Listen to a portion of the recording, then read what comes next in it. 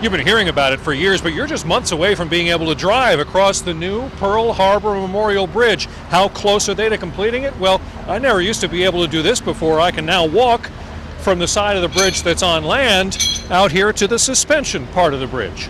It's hard to tell as you drive by, but they are just a few feet away from connecting the middle of the new bridge. The last gap high above the Quinnipiac River should be closed by next month. Paving and finishing will take a little longer, but by the end of this summer, northbound I-95 traffic will be driving on this new span.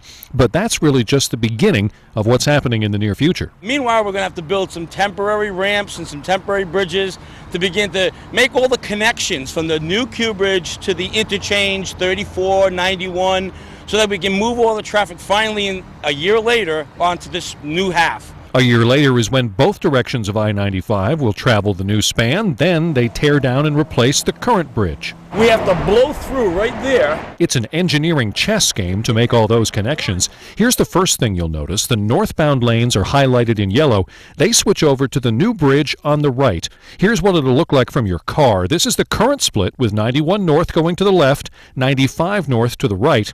After this summer, that split will happen earlier, and you'll head to the new bridge on a new ramp you've probably seen them building through part of the parking lot near Sports Haven.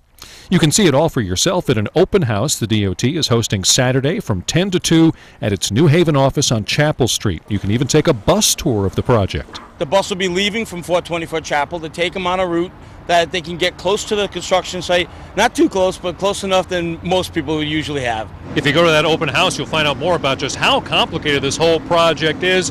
It'll all be completed, all the many phases of it, in the year 2016. On the scene on the Q Bridge, I'm Kent Pierce, News 8.